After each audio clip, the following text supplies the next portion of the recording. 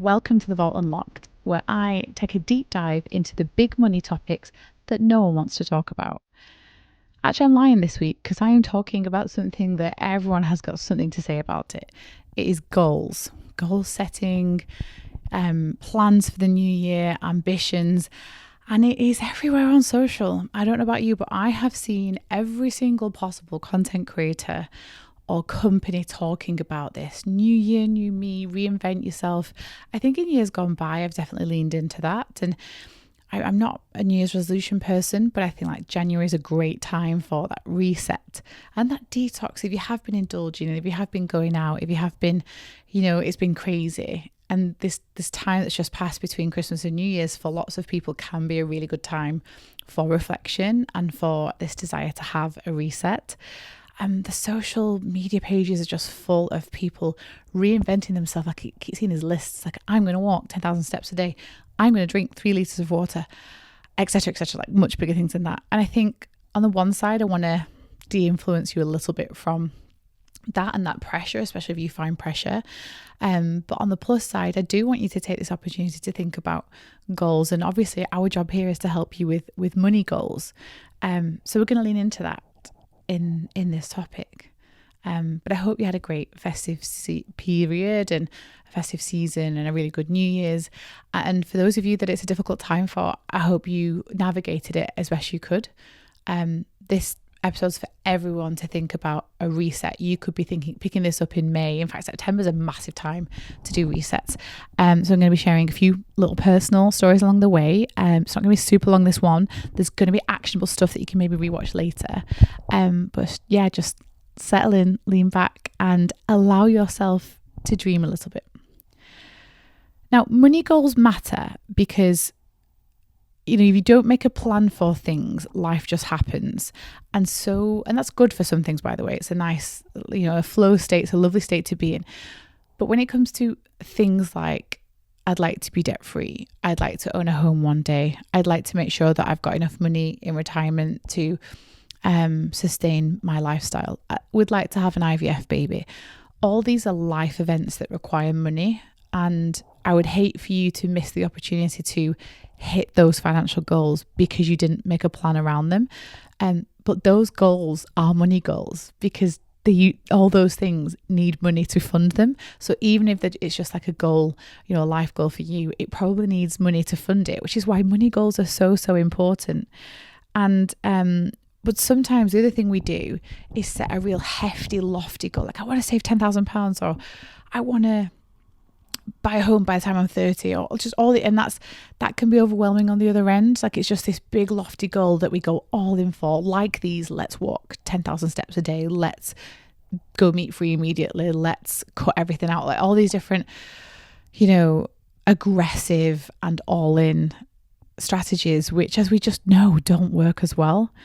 And so I think a big challenge is that goals can be vague. People kind of have an idea about being better with money. I'm going to be better with money this year.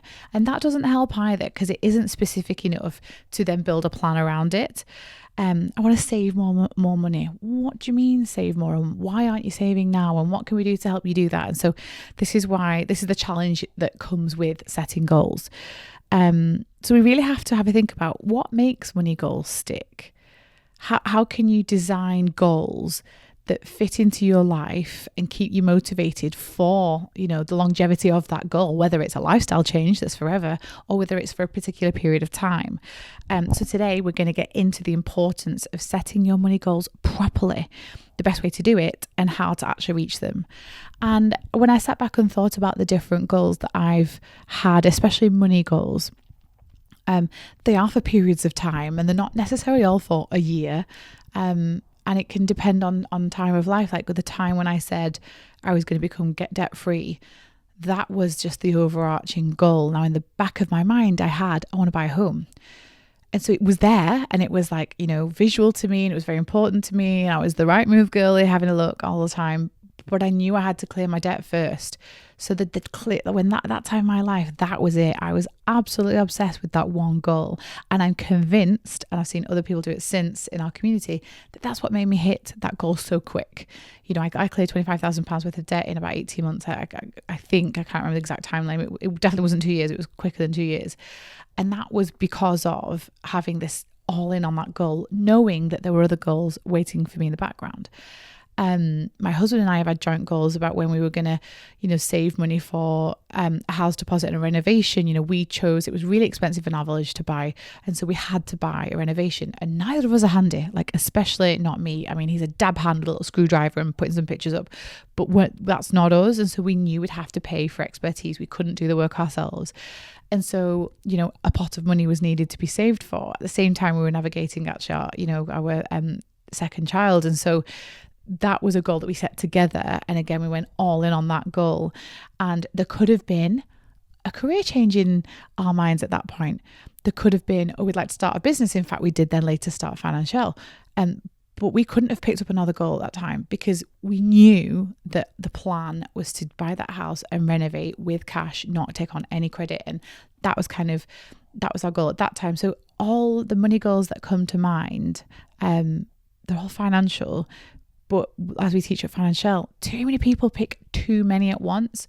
And so this is obviously money goals that we're going to talk about, but we're going to talk a bit more widely about some other goals. And if you have a long list, you're just setting yourself up to fail. So really take this time when you're watching this or listening to this. What's the 1 or 2 or 3 things that I want to work on at this moment in my life? There can be other things you want to do later, and that's helpful to jot those down as well. But just picking a finite number, a small number of goals is going to really help you visualize this process. So we're going to start with the foundations. So when you're building your money goals, the problem with having none of them, obviously, as we said, is just life just happens to you. You like navigate around life and you're kind of wondering why that house deposit hasn't built up, or you're wondering why you suddenly, getting married, you've been proposed to and there's no savings to pay for a wedding. You have to make plans and build plans around them. When we look at the psychology of money goals, clear goals actually reduce stress and decision fatigue. And we talk about this all the time because if you know what the plan is, you can hit those goals so much more quickly because you're not distracted by all the extra noise. You are so focused. So you can understand why this would reduce your stress when it comes to money if you have clear money goals.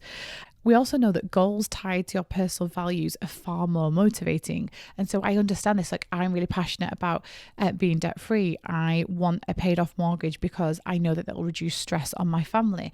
I think we'll be happier, more content, especially as a couple, not necessarily the children, but to know that we don't have that mortgage there. And actually later in life, as our children, may need to help look after us in some way, knowing that we're not carrying around mortgage debt and we got rid of it so much earlier is a great thing for them because they don't have the extra burden. So you can understand how a financial goal of paying your mortgage off earlier than the term aligns with my personal values and my husband's personal values. And so it's going to make it so much more relevant rather than, can I save £50,000 in a bank account? Listen, everyone would love to do that. What a great thing to have. But if I already have some emergency savings and I'm already in a good place there, it doesn't motivate me as much as it does paying down that debt. So I hope that makes sense. But really thinking about a goal that isn't brand new to you, that isn't really weird. It's something that you've been thinking about, whether it's a trip or whether it's paying off some debt that stresses you out, or whether it's starting to invest because you feel like you're missing out.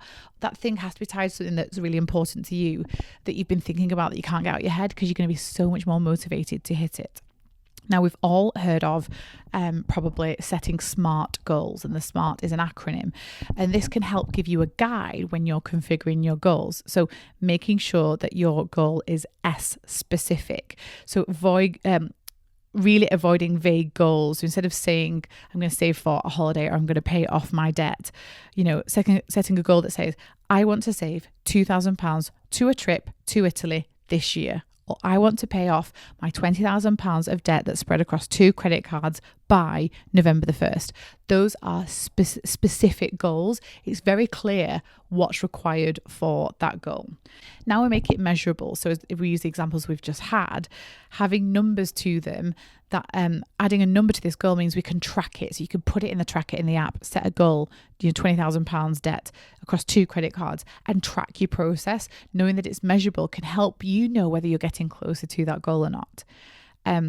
Making sure that it's achievable. So that's the A in SMART. We've got specific, measurable, and now achievable. And this is because if you put in your goal, I want to save £1 million this year, you might have a load of, business coaches online or kind of motivational speakers going, it's a law of attraction. Just think about it and it'll happen. If that goal is so big, for the vast majority of us mere mortals, we'll just not hit it. It will just get demotivated because it's too aggressive. It's very similar in kind of weight loss territory, very similar if you're trying to go for a fast time in a marathon. If you are too ambitious, and I'm all about ambition, but if you're unrealistic, if it's not achievable in the time frame that you're kind of going to set, then you're going to be switched off. So making sure that your goal is achievable, but it still pushes you. It still can be ambitious. And by the way, it's okay not to hit goals, because I'm going to give you at least aim for them. You're there or thereabouts. So it can be ambitious, but it needs to be achievable.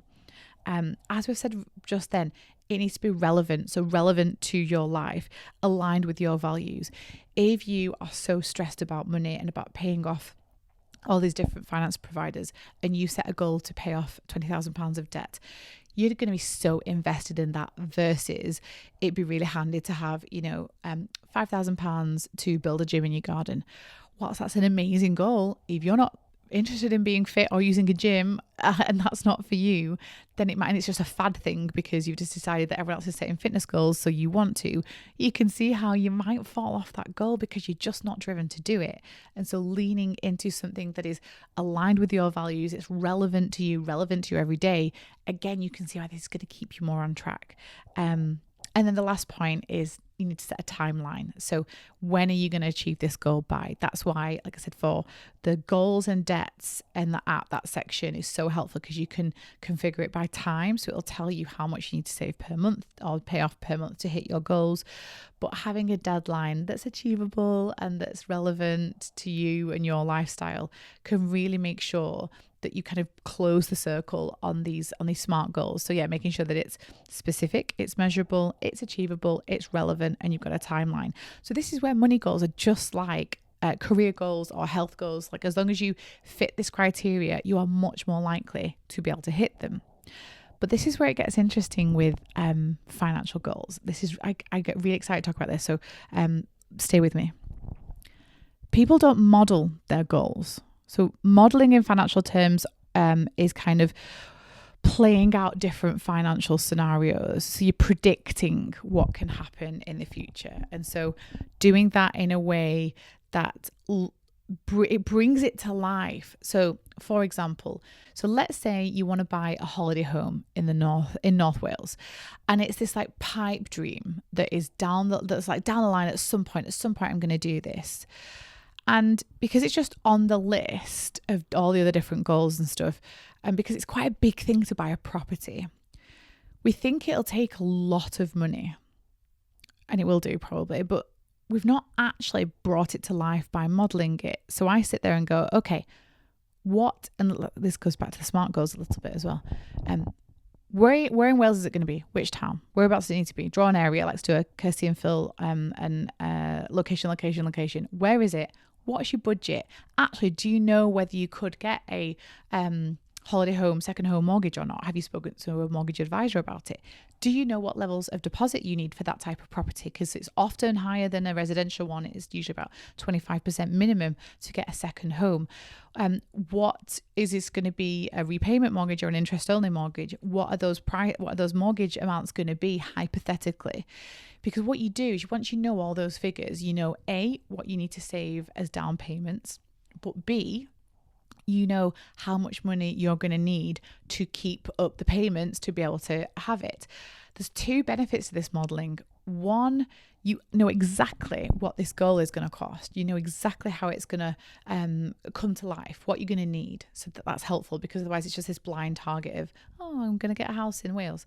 The second point is you may be able to do your goal sooner than you think, Because when you bring it to life and you know the actual numbers, and this is like manifestation, by the way. Like, I'm not a woo-woo person at all. I'm a law of attraction person on this level. When you listen to me talk about it like this is bringing your goal to life because you've pictured being there. You've pictured where the house is going to be, what the aesthetics are going to be like, how long it's going to take you to drive on a Friday night after work to go and like unwind and spend the weekend there. You're going to know all the things. That is manifestation, but doing it in a financial way brings the numbers to life as well. And so you can do this for lots of different goals. You may want to leave your shit job that's making you depressed and you're not valued, and actually you'd rather move somewhere for less money but be happier. You might be fed up with a commute. You might want to work from home. You might want to go into an office. Whatever your thing is, it might be for less money, and you might sit there and go, I can't do that yet. I need to build up savings and pay off some debt and do this and do this and do this. Model it. What is this new career change that you want to move to, and what are the salaries in that range? And then after tax, using an after tax calculator, what would you actually earn? Because what we have found is when people do this modeling bit of goal setting, which so many people don't talk about, it might bring your goal closer. We've had people go, I could do it. I could do that now. This is possible. And so doing these modeling exercises can really bring your goal to life in such a visual and like numbers driven way, that I really encourage you to do this kind of modeling and not modeling. One of the ways that I also like doing this is, when I talk about modeling, is yes, there's financial models and Excel spreadsheets. You might need to do some calculations like that to know what the goal will ultimately cost you. But do your future budget. So do a budget where you've got that holiday home in Wales as well, or where you're making extra payments to an IVF pot, or where you are on a lower salary. So build some hypothetical. It might be maternity leave. Like, so many couples worry about maternity leave, but they don't actually do the budget of what it would be like if you were lucky enough to kind of go on that journey. Like, model it out. And sometimes, when you see it tough, but you can tweak a couple of things in your budget and it brings your goal and your dream to life, you feel so empowered. So like, I'd love for you to jump into the community actually in the app, tell us about the kind of goals, or message. You can do fan mail and stuff on the pod now, or comment on YouTube. Tell us, what are your goals? What do you need help modeling?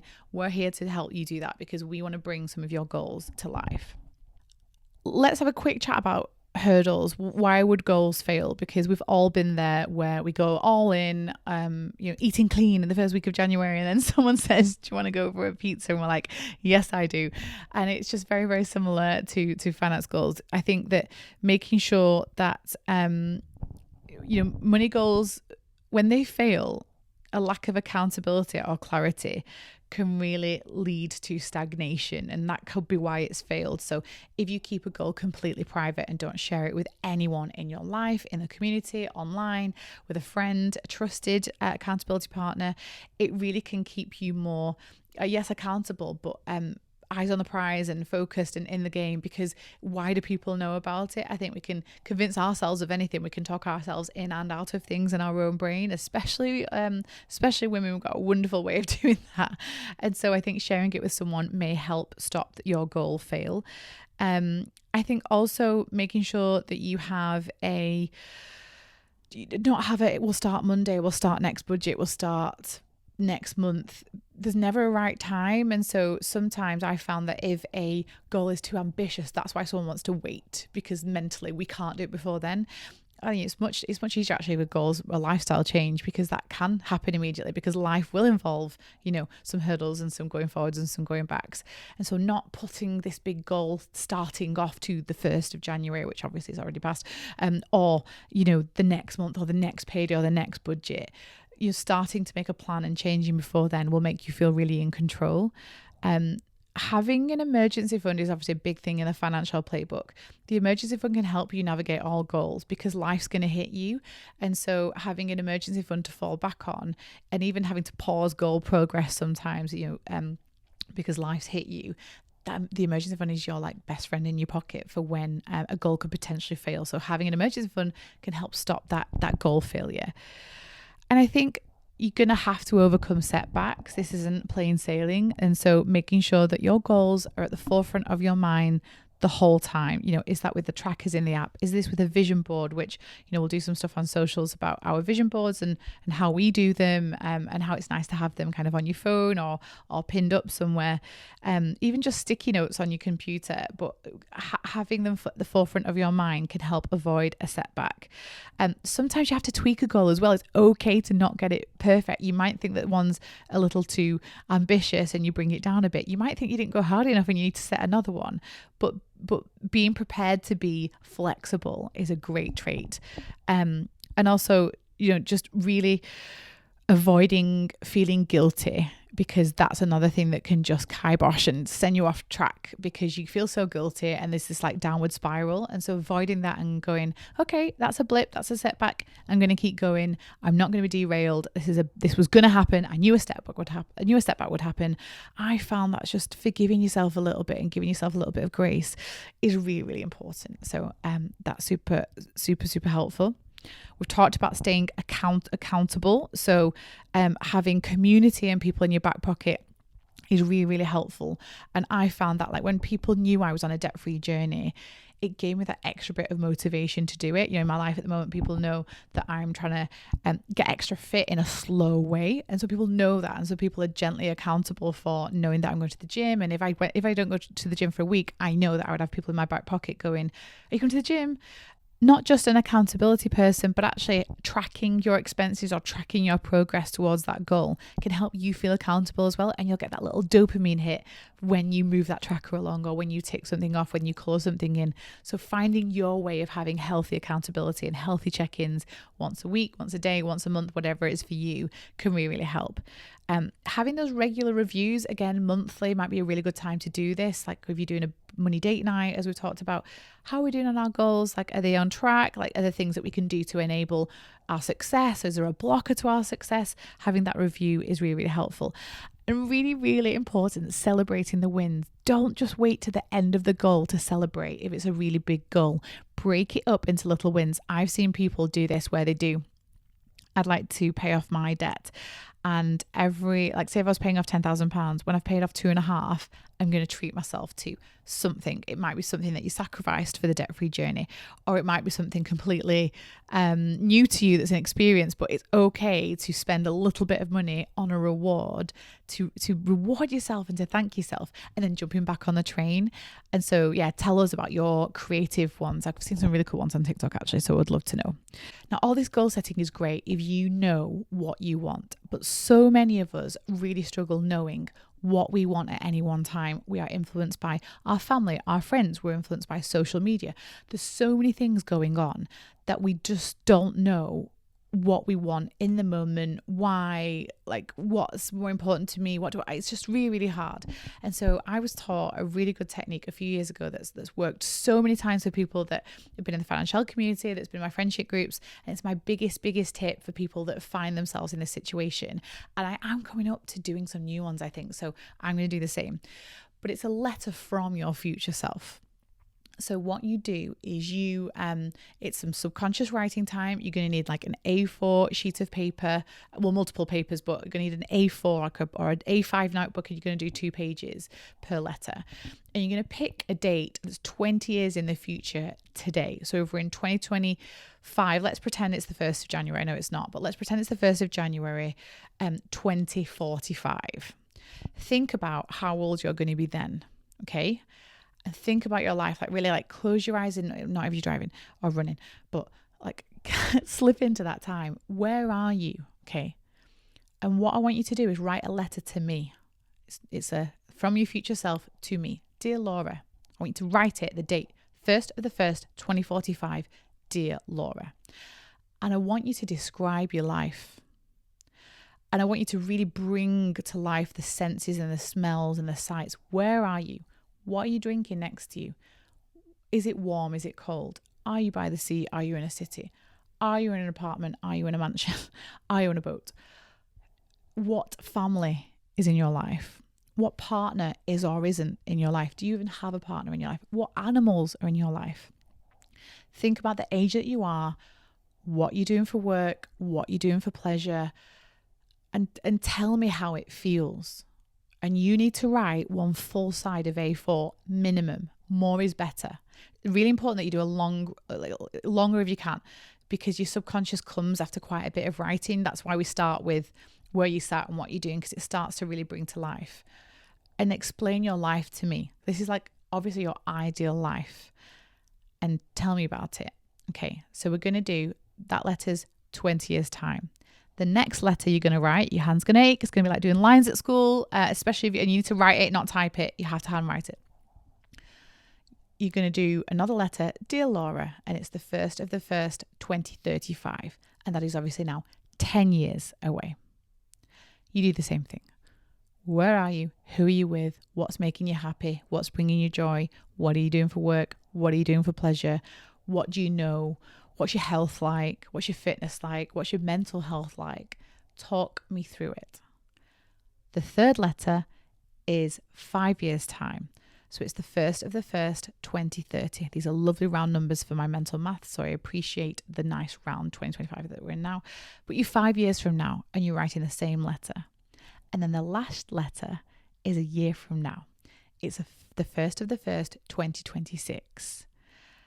And what will start to happen is when you jump into the future 20 years, it's not these impulsive goals. It's not these unachievable with a slow time frame. You've got 20 years to hit these goals. You've got 20 years to build that life. And the pressure's off. But what starts to happen is you'll find as you're doing these letters is you have to start being more specific, and you have to start working backwards from those lofty 20-year goals and go, well, what was 10 years before that? If I want to hit that in 20, what's 10? And then what's 5? And that's 1. And actually in a year, what it helps you do, and I hope this works for you, but you end up with a letter listing out the things that you've achieved in a year. And it usually ends up being quite achievable and kind to yourself. And it might be things like doing a course that enables the job, that enables the lifestyle that's long-term. It may be, going on a parenthood journey. It may be ending a relationship that's not serving you, because when you've written the letters, there are certain people not in them. And, disclaimer, if big decisions come out of these letters, I'm sorry and not sorry. Like, it's all this is coming from you. What should happen is what you really want will come out. I've done multiple of these letters. I think I've done it 3 times in total since I was about 23, 24. So it's something that you can revisit, and things change. Obviously, we change as people. And so I expect you to do them more than once, but maybe take the time this January to do those letters, or whenever you're listening to this, and get your partner to do them as well, like separately. And you don't have to share them, by the way, as well. It's so private. These can be super private, and you don't have to share them with anyone. But if you want to, you can. And that exercise really might bring to life the things that you want to focus on. And then you can kind of pick out from the letters these goals, and then go through the process that we've talked about today. So that's your homework. Even if you are sure of your goals, have a play with it. Do some writing. Like, this is like classes out of session. This is your homework. See if you can take this and bring your goals to life, and then we'll translate them into money goals. Then we'll make them smart. Then we're going to model them. And then lastly, you're going to build the budget that helps you achieve them, because those very goals need to come to life. This is the point of this session. We're going to do our budgets, and we're going to work out how our goals fit into that budget. So yeah, there we have it. I do wish you all the best. I want you to make sure your goals are your goals, and that there's no pressure around them. And if you don't want to do them in this January and you want to pick a different time of year to do them, you just come back to this episode whenever you want. Before I lock the vault, I would love it if you would send an email to hello@thevault.com. Let me know what topics you'd like to hear from yet. Let us have some feedback on the goals. Tell us about the letters, please, please, please. I would love for you to share about how you feel about the letters. And just a disclaimer, The Vault Unlocked is a light-hearted research and chat about money topics. It's not financial advice.